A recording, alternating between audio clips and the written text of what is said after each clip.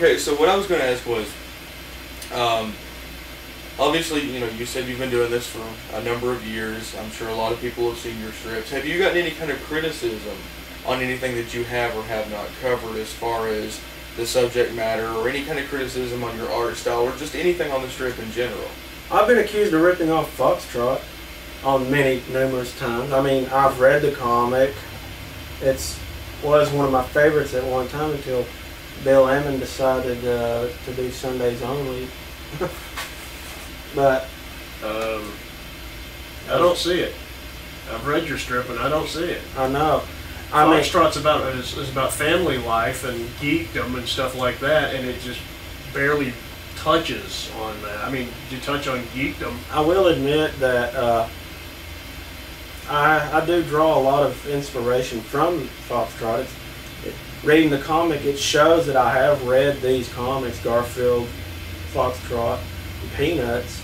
It's the influence there is obvious, but being accused of directly ripping someone off, I don't do that.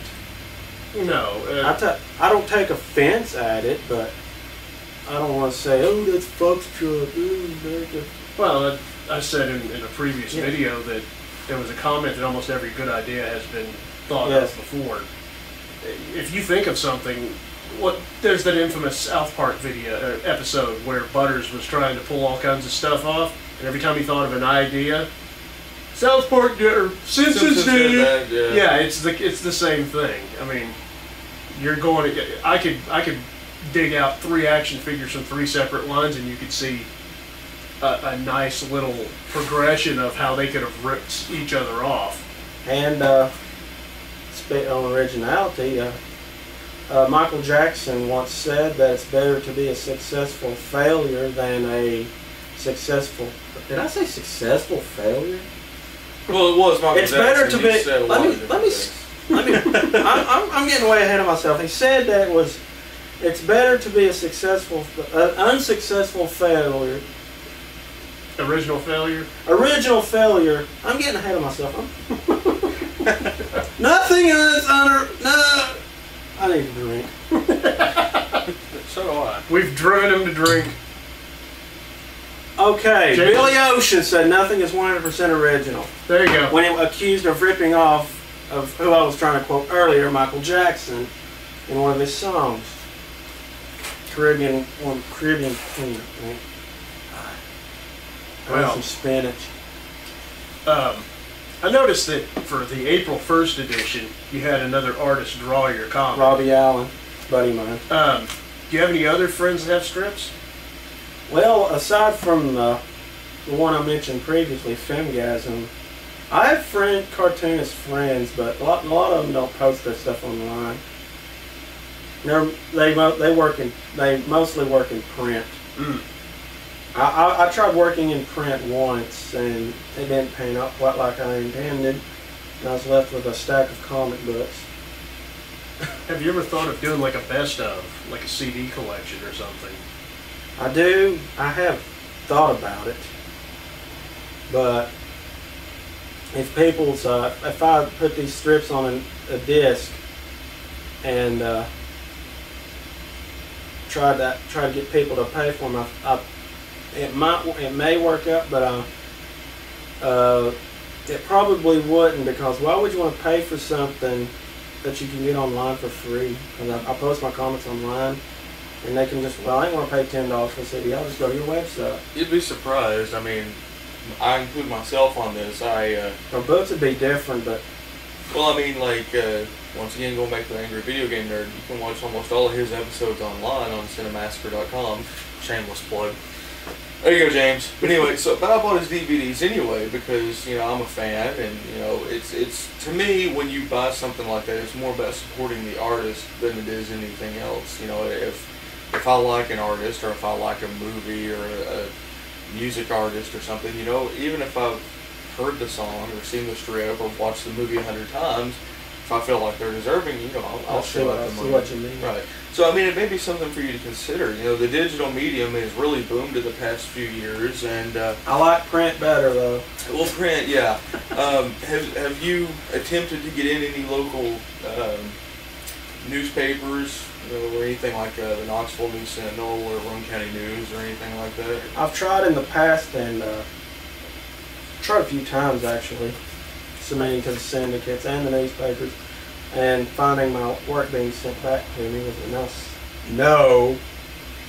I do find it kind of creepy. It's called the Syndicate.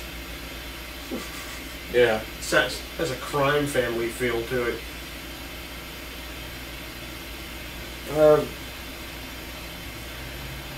And well, if you submit your stuff long enough and you're just going to keep getting rejected, the best way to go would be self-publishing. Yeah, I've considered self-publishing.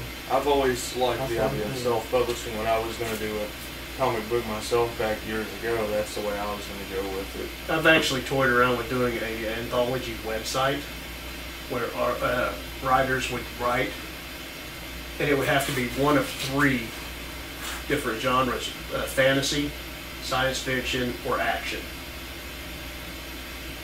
But it was something I never quite got off the ground. But it's something that I still would like to do. What if the story was science fiction, fantasy, and action? Then it would fit perfectly. There you go. Where would you like to see your strip in 10 years? Hopefully not in the garbage can. Well, where would I like to see my strip in 10 years? Like merchandise?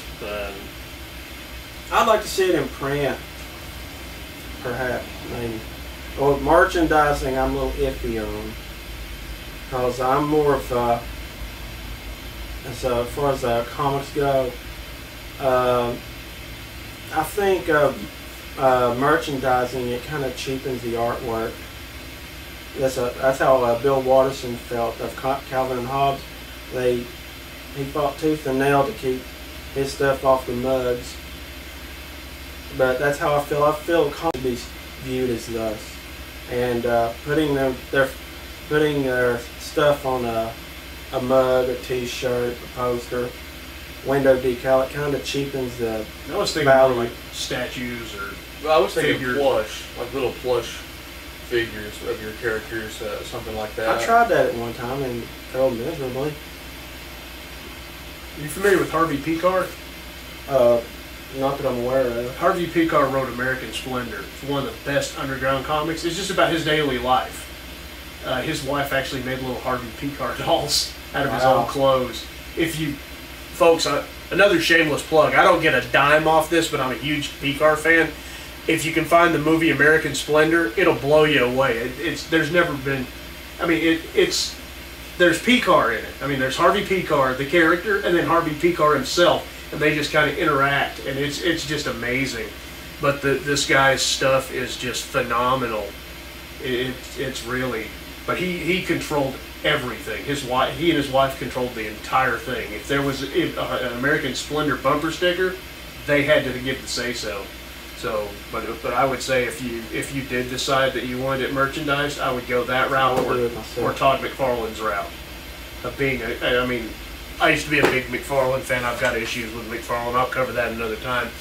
But, you know, I gotta say one thing. The man controls his stuff with an iron fist. Well, he's smart about it, too. Yeah. That's kind of getting off on a tangent here. But, but you know, we're real big fans of your stuff. We wanted to do this interview to give you a little more exposure. Plus, you know, you're a friend, and, you know, this is part 1. We're going to cover some bands. We're going to cover some more local artists and talent, and really kind of give you a taste of this area. We're not just about reviews. We're going to go and seek out people who are doing some amazing stuff. I mean, your strip's cool. We're going to give you the link, and please check it out because it's awesome. It really is. It's some good stuff. I do it all myself.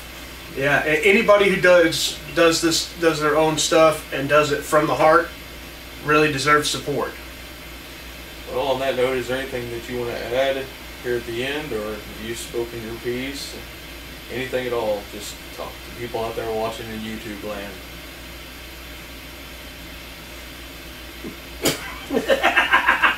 And I think that pretty much says it all. Thank you, Robert. You're welcome. Yeah, nice having you on here. And that's Pop Chaos. Again.